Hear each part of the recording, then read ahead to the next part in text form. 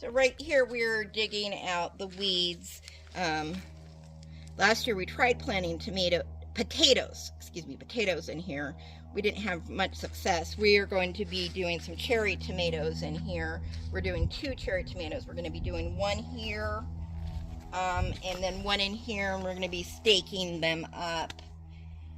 That's the plan for this year. I'm not exactly sure what we're going to be putting in the other ones right now. And then we're going to try to be getting a little bit more control of this raspberry patch here. Control the weeds on the raspberry patch is what I should be saying. The raspberries are spreading nicely. We've got a lot of new growth. As you can see, last year's cut down. Unfortunately, the weeds and grass grow just the same as the raspberries. So what we did a lot of deep bedding with the pigs this winter. So we've been adding that to the raspberries. That's been keeping the weeds down in some areas. We've also been doing the chop and drop method in the raspberries, just to give them a little bit more nitrogen. You can see in a few areas, maybe in this raspberry over here, where it's a little bit more yellower than the rest. That's meaning that is lacking in nitrogen. Nitrogen is always the first number on your fertilizers, which is what makes something grow. Get tall, get green. That's what you're looking for. It's also what's in the pigs. Manure, your urine, all that kind of stuff. The reason it's probably lacking a little bit is because I have some sawdust and some wood products in there. And, you know, I did not do any testing. We just went hog wild and put it in there. Yeah, everything we do is pretty much just a trial. That's how you learn. Yeah, experiment, learn from what went right and learn from what went wrong. Now I brought these tires in the garden here this morning. Yesterday we had a hailstorm like you wouldn't believe. So I am probably going to put these around a few tomatoes that we have, or if we bring the peppers in here to absorb the heat, to keep them warmer. On Saturday we had a little bit of snow. We're in May in Montana. We still may get some snow. You just never know with the weather. These tires, if you could feel the difference, they are warm. They will absorb the heat and they will keep these tomatoes warmer. I do not want these tomatoes to freeze. I've got a lot of time into them. It's not as much as the money, it's the time right now that we have into them. So I think the next place is a little asparagus patch over here, and the add-on that we did last year in the garden. We had a little bit of an extension in the garden last year. Not much, but a little bit. Little at a time.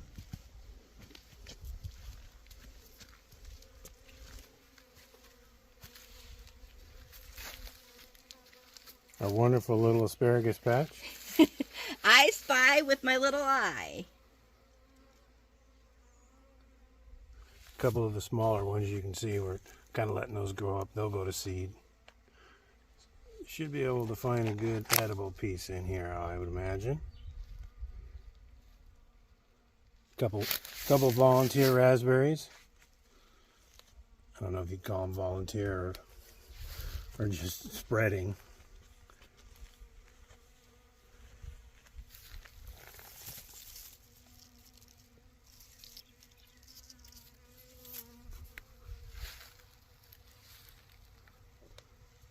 Now last year we did a couple of, I'll call them upgrades and additions.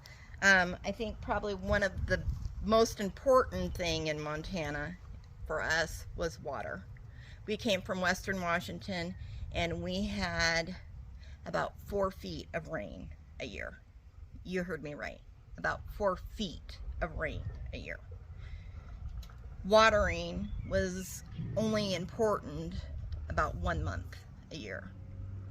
Now when we came here, finding a place that had water and irrigation was very important to us. We did replace this hydrant. Would you call it a hydrant? Yep. Yep. Water hydrant. Now, how deep was this? That was an 8-foot hydrant.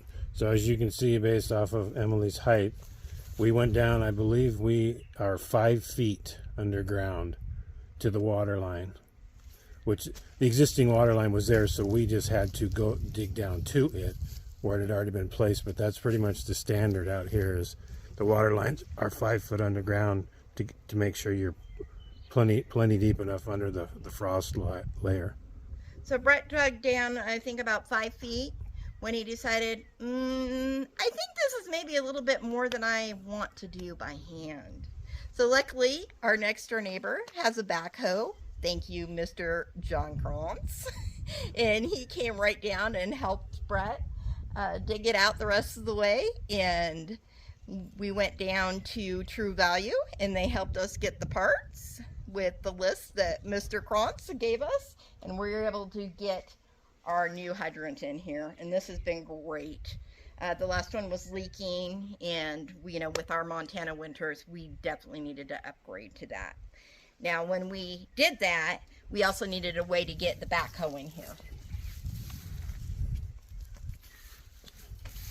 So what we were able to do is put a new gate in here, which was great because now we can get the Kubota and our little John Deere in here, which is awesome, because now we don't have to bring everything by hand. We can work smarter. We have a Kubota.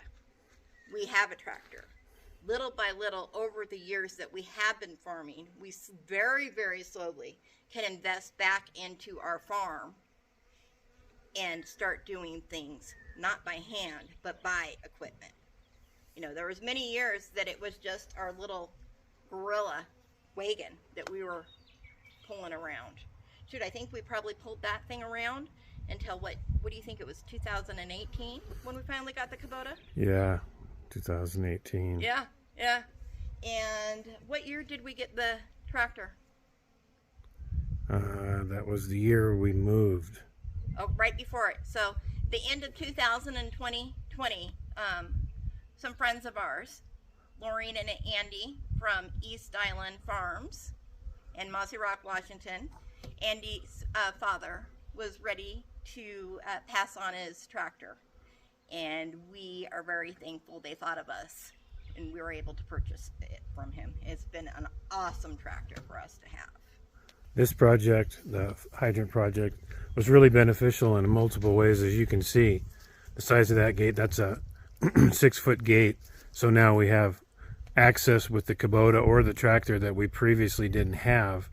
And that fence post behind Emily right here used to be the edge of the garden that connected over to this post. So in removing that to let the backhoe in, we opened up this area as well. So now we have this additional space that Em planted red clover. Yep. That's cover crop this year. We also have a bee balm start right there. From the neighbor. From the neighbor. And I believe we talked about this would probably turn into a pumpkin patch or a winter squash patch for this season, maybe? I don't think so. I think I'm going to be selfish, and I think I'm going to do a few sunflowers in there, and maybe even a little bit of flowers. That's right. Yeah, she purchased a whole bunch of different types of sunflowers from Walmart in the seed form. Yep. So this will be a flower garden. Sunflower garden. So I think, yeah. So that was a nice addition for us, mostly for that gate right there, because it allows access in here for the Kubota or the tractor if we need to do any major renovations or digs. Or like bringing in this deep bedding. We were able to bring in the deep bedding with the Kubota. The Kubota has a dump trailer in there, and we could dump that in there. So that was literally a back saver to be able to bring all that in there. Oh, look, we got a little, one of the kittens at back there coming to say hi. And one other thing we haven't really talked much about, but you've probably seen it in the background, is our fencing. Chicken wire on top. Everything is 8 feet high. And that has been really beneficial as we've had herds of deer numbering near 30 right here at this back fence. So we had to build that up, get it all 8 feet high. This was previously done by either Hilbert Sinus or the Appletons, the previous owners, but they put cattle panel up on top of fencing there to get to the 8 feet height. So we have not had any problems with little munchers getting in the garden. Little munchers? What kind of deer do we have here? Yeah, we have mule deer, and they're not little by any means, and they're big eaters. I think probably one of the most important structures in our garden is the bench. This workbench Brett made me for Mother's Day. I believe it was 2022. Got a couple different heights here. I use this normally to put some smaller tools or some plants, starts. See if I can find my words here, people. Also, hydration is huge. I always have some mason jar of some concoction going on here. But it's great to have this at the height so I'm not getting on the ground, you know, bending down. Let's be smart, people. We don't need to be on the ground. And you could use just a little box here, a card table, whatever you need. But this table has really been a great use for us. In the summertime when it's really hot, Brutus will often go down underneath here and hide in the shade. In here right now I've got tomatoes that I was blocking from the heat right now. So I appreciate y'all coming by and visiting our garden.